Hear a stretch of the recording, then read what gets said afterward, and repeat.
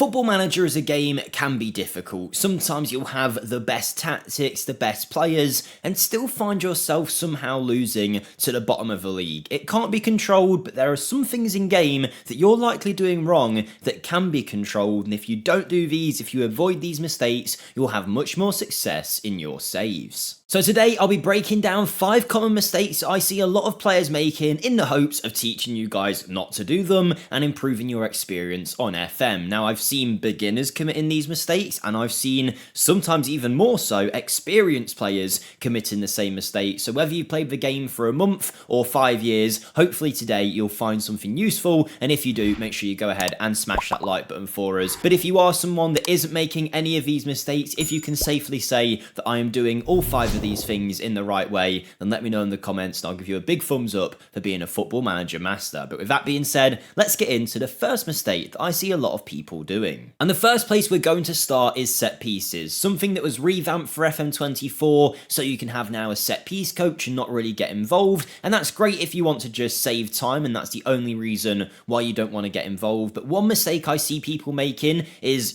spending hours and hours on their save, on scouting, on tactics, but not really getting involved in the set pieces. And particularly, I'm not talking about corners, I'm talking about throw-ins. Now, yes, it is great if you go ahead and set up, say, a near post corner routine, you'll probably get quite a few goals from it, and there's plenty of videos out there about the best corner routines and whatnot, but I see a lot of people doing this and then not doing the throw-ins. But I think the throw-ins can be equally as effective and can get you a goal out of nowhere. I reckon if you do what I'm about to show you, you'll get an extra 5 to 10 goals a season, almost guaranteed, no matter what level you play at. It's very simple. Even if you want to let your set piece coach do most things, go ahead, go to throw-ins and go to the attacking third. When you get there, choose the long throw option. And when you're on this screen, I think this is the biggest mistake that people are making. They are leaving their throw-in takers as what the game automatically sets it to. Now there's a positive and a negative to this, but I'm going to explain to you why I think the positive completely outweighs the negative. So when you go onto this, you'll see if we have a left-sided long throw, it's putting this guy called Ballymumba on it, and he's got 5 for long throws. The reason being, he is playing left back for us most of the time. If not, he's playing left wing, so he'll be on that left side. But as you can tell already, based on the guy that's in second place here for throw-ins,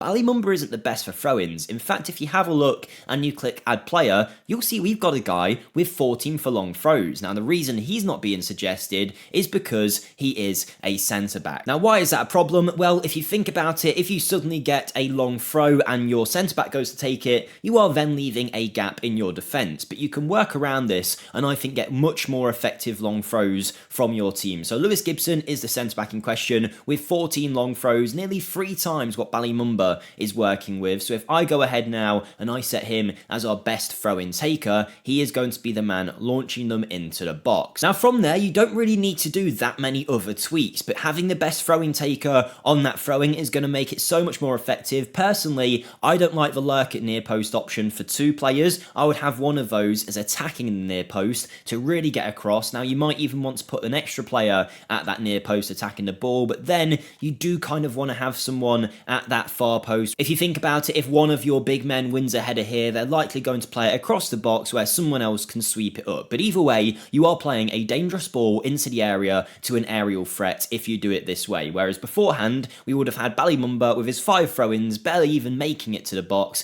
Now we've got Lewis Gibson firing them in. But of course, I mentioned there is the negative of your centre-back being out of position. Well, if you want to get around this and you want your team to be a bit safer when you do throw that extra man forward, just go ahead and set an extra player to stay back. And you can do it with 4 players if you want to. That way you've got cover. It might not be your centre-back now in position, but at least for this little phase of play, you'll have someone there covering his goal. Now, maybe one time a season it will go against you. Lewis Gibson will be out of position and the other team will score. But like I've mentioned, the bonuses will so outweigh the negatives. You'll get 5 or 10 goals a season just from this. You can call it an extra couple of corners a game, basically, when you're getting these long throws. If you have the right man on them, you'll get so many more goals. And people that aren't doing this are making a big mistake. The second mistake I want to cover that a lot of people make is ignoring ignoring player traits in their saves. So as you can see in this Plymouth save, as I'm starting it, our striker is Mohamed Tijani, and he currently has no player traits. Now, you don't just have to leave it as this, you don't just have to work with the player traits that your players have, you can add player traits into your players' games very easily, and a lot of people know this, but don't act on it, and you are really missing out. If you've played FIFA in recent years, or EAFC, whatever they're calling it now, you'll know they've introduced a thing called playstyles in-game. Basically, you'll have players that might be real specialists at finesse shots, or chip shots, or bicycle kicks, whatever it might be, and what happens is if you do a finesse shot, a bicycle kick, whatever it is, with that specific player, it has more of a chance of going in, and whilst it isn't exactly the same in FM, it does work in a pretty similar way. So if we take Tijani here, we could just leave him and not give him a trait, but we would underutilise him as a player massively. So what you want to do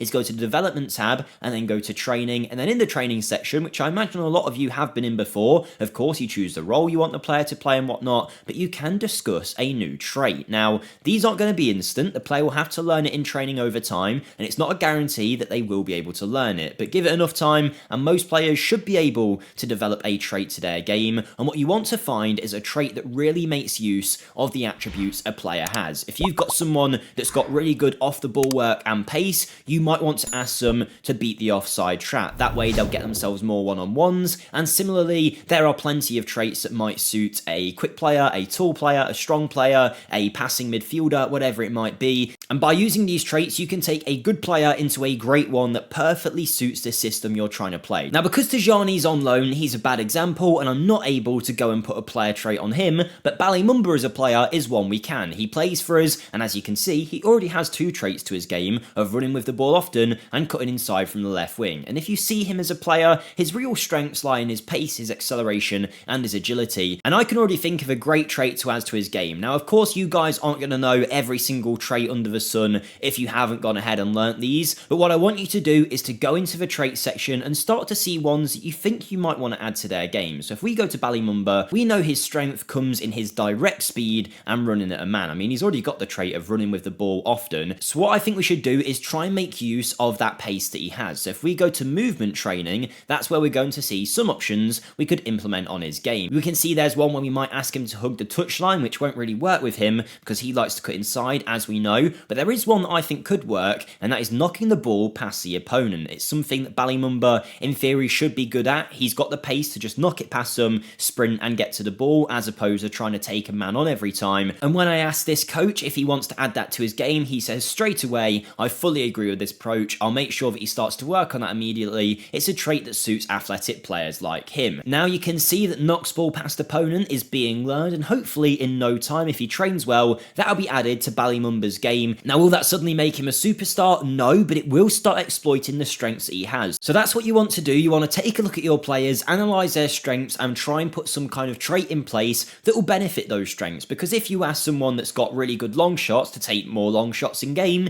you're likely going to see more goals from long shots. You are exploiting the thing that they're good at, making the most of it, and therefore you'll have more success in your saves. So that's two things down. Let's move on to part 3 of this video, and this is probably, if anything, the most common mistake that I see out of all of these, or at least the one that can have the biggest effect on derailing a club that you're managing. So as many people know, if you don't already, dynamics are so important in FM. This is the morale of your players. It's going to determine how well they play. If you've got a load of players upset, they won't play to their ability, and it can have as big of an effect as your tactic, as your transfers might, on how well your save goes. And one thing that I think a lot of people forget to bear in mind in their saves is a club's hierarchy. You can find it on the dynamic section, then on hierarchy, and from here you can see the spread of who is in charge basically at your club. Who are the influential people in your dressing room? Well, as you can see here, our team leaders are Joe Edwards, Adam Randall, and Jordan Houghton. Now often these will be the more senior players at your club, the ones that have been there the longest, and that tends to be the fact that they'll be the oldest too. Now in this case that isn't necessarily true. Jordan Houghton is 28, Adam Randall here is only 23, but if we do do take a look at Joe Edwards, he's 33, he is club captain, and he's very influential in our squad. But what a lot of people do when they take over a new team is they'll look at these older players, they won't really check the dynamic section, they'll go, you know what,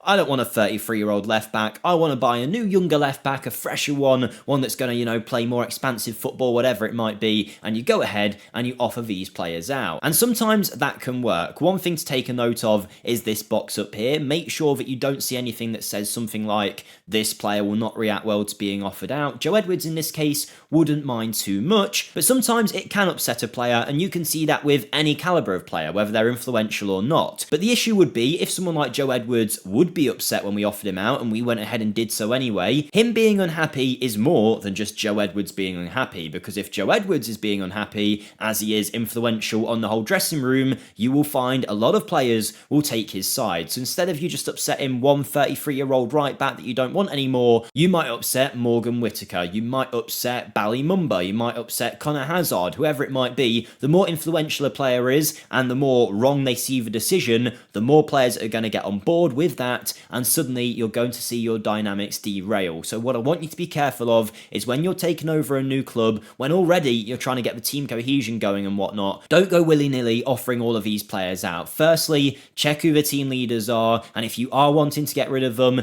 just make sure when you go to offer them out, there's nothing here about them getting upset. It happens more often than not. I've just found an example of a player that would happen to, and that's Adam Randall. As we know, he was one of the more influential players in our dressing room. If we go back to our hierarchy, there you go. He is someone that doesn't want to be offered out. So if we decided we want to sell him, yes, you might be able to get that deal over the line, but what might happen instead is no one comes in for him, you upset Adam Randall then gets a whole dressing room on his side, and suddenly you look like an idiot straight away, your dynamics are in the gutter, your morale goes down, and you'll find yourself losing more games from such an easy decision to avoid. Yes, sometimes you might just want to bite the bullet and get rid of the player, but sometimes it might very well not be worth it. So there you go, that's 3 things that we've covered so far, still 2 more to go. Before we continue though, this Plymouth save is actually one that I did on my own channel as part of a rebuild. Every single week I rebuild a club over the course of 5 seasons, from big teams to small teams to teams not doing great. The idea is to return the club to glory, and a lot of you guys do love the videos. So if you haven't yet checked them out, you can find the link to my channel in the description. So when you're done with this, go ahead, give them a watch. I really do think you enjoy it. I'm very happy with the content I make over there, so fingers crossed you enjoy it too. Check it out and let me know what you think. But let's get on to the other 2 tips that I want to cover today. And I know long-term viewers of the channel are about to roll their eyes when I mention this. It's something that I've spoken about a few times over the last few years, but of course,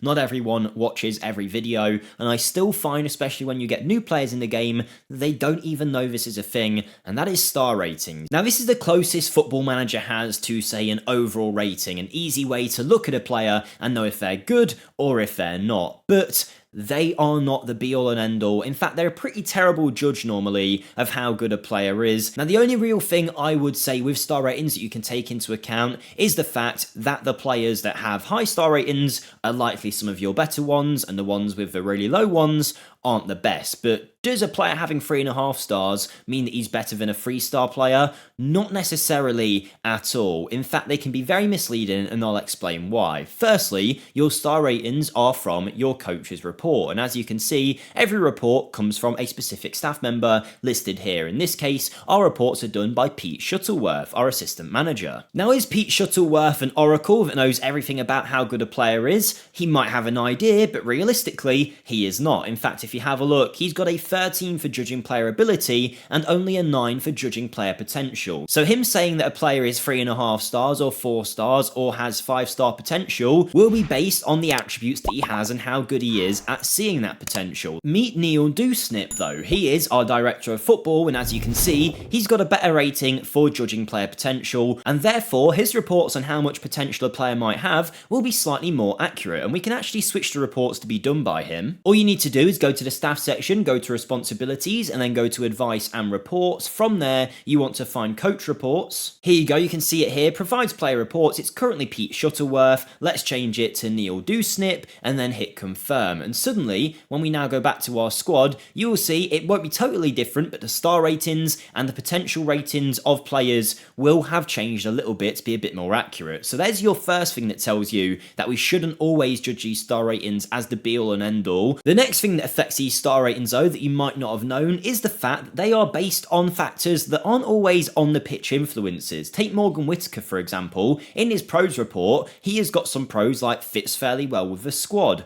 counts towards registration rules. Now that's great of course and they are benefits, but should they really be counted towards a star rating of how good a player is? Not really, they're just added benefits that don't really affect him on the pitch. You might also have seen from time to time that your players' star ratings will suddenly drop out of nowhere and fluctuate. Now is that because the players got worse? It isn't. In fact, if you didn't know, star ratings are comparable to players in your team. So if you took someone like Freddie Osaka here, he's only a 2-star player currently in this Plymouth side, but if you loaned him out to say a 5th division team, to that team in the 5th tier, he would be a 4.5-star, 5-star player because he is better than everyone else in the squad, and that is how star ratings are worked out. They are comparable to players in the squad, and I believe also sometimes players in the league. But the reason I mention that part is because I see a lot of people managing in say the 4th tier of England, they have a youth intake come through with a 5-star player and they'll go, oh, you know, sorted, this guy's going to be the next Lionel Messi.